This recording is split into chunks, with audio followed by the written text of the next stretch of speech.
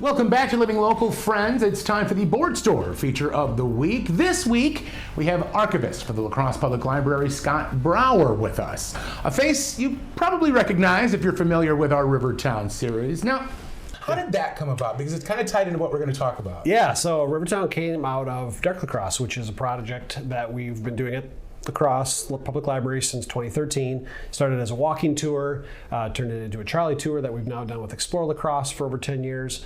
Stage production for 5 years before COVID, kind of shut that project down. We turned it into a video series and podcast called Dark La Crosse Stories, which is what we're here to talk about today. And then producers here at Fox kind of found that content, reached out to us and said, hey, we'd like to turn that into dramatic reenactment and historical documentary. So we've been working with Rivertown for 5 years too. La Crosse is one of those river towns, right? And they are dotted up and down this area, especially Winona, whatever. Are the darker stories thicker? Do you have more of a cache here? Because we're here. Yeah. So I think there's kind of a richer cultural history with a river town because the settlement, the white settlement of these towns was a mix of people. It was a mix of kind of East Coast people with money, but then also the working class that were working in the pineries and the forests north of here, working on the ships, working in the downtown areas. So there is kind of maybe a more interesting clash because of the transportation on the river. That would have been earlier transportation that others would have had over land. Sure. Yeah. So Dark La Crosse has been going on for how long, did you say? Yeah, 2013 we started with walking tours. Wow. Yeah. It doesn't seem like it's been 12 years. No, and we do the walking tours still kind of on demand as needed. We've been working with Trolley Tour, Explore La Crosse for over 10 years. That's been an ongoing project.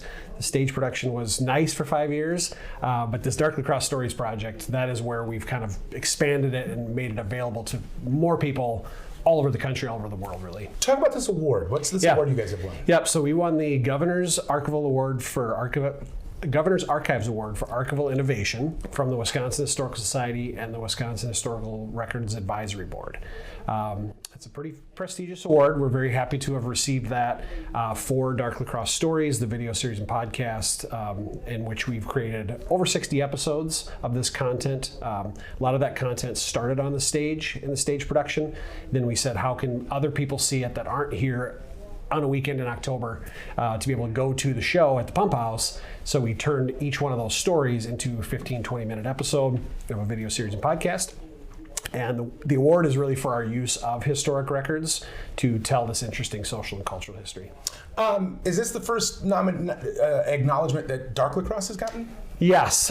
So we've presented it at different conferences and things, but yes, this is the first big kind of award we've received for this. Rivertown won the Emmy a few years ago, but that's really your project. We were just a part of that. Right. Well, I kind of think it's hand in hand. It's one hand washes the other. We did get to have the Emmy at the library. We had some fun programming with the Emmy a few years ago. Hey, it is a great prop. If you want to make an impact, you got a big meeting, just put that thing in the background. It's wonderful. It is good. I've been telling us we got to rent it out. Yeah. So is there any story of Dark La Crosse that hasn't been told that you're really looking forward to? Is there anything out there that you're like, I can't wait till we unleash this? I am very excited about the new episode we're going to debut at the award event. Okay. So the award event on November 24 at Capella Performing Arts Center, 6:30 to 8, free to the public.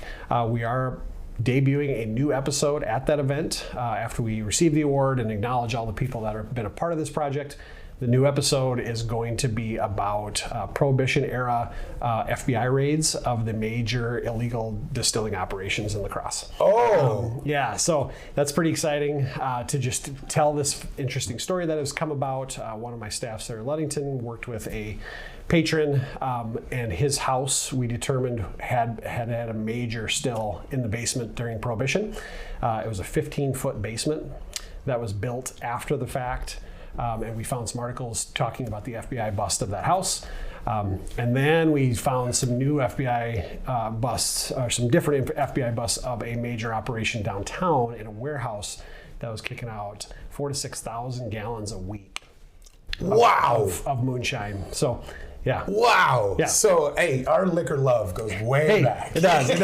Yeah, it's just a fascinating thing, something that was legal, became illegal for 13 years, became legal again, and now flourishes. We actually brought Lacrosse Distilling Company on board to help us tell this story, which is something we haven't done in the past. So this is actually a new element that we're featuring in this episode as we talk to Mitch over at Lacrosse Distilling Company, and he's part of the episode. He talks about his operation, the master distiller there, talks about his operation and kind of reacts to our story. Sure. Talking to us about what would it look like to have this illegal operation, how easy would it have been to hide. Sure. And so that's going to be a fascinating part of this new episode. Very much. It's November 24th. November 24th. Capella Performance Center is where it's at. That's right. 6:30 to 8, you said? That's correct. Okay. Is there reservations? Do we need anything Nope, like that? it's free to the public. 6:30 to 7 will be kind of a social half hour. Come and grab a drink. 7 o'clock, we'll start the program. Acknowledge all the people that have been a part of it. I hope a lot of them are there. And probably by 7:30 or so, we're going to show that new episode. Excellent. Dark Lacrosse getting duly recognized themselves, and we'll give you that Emmy to put in the back. Hey, all right. Yeah, that'd be great. Make sure you mark your calendar. November 24th, 6:30 to 8, Capella Performance Center. And also go online, find Dark Lacrosse stories wherever you get your podcasts. Yep, audio podcasts everywhere. YouTube is where you can watch the videos. I highly encourage the videos often to see the historic headlines and the photos. Scott, thank you so much. Yep. I look forward to next year's Rivertown as well. Yeah, thank you. This is Living Local. We'll be back with more in a bit.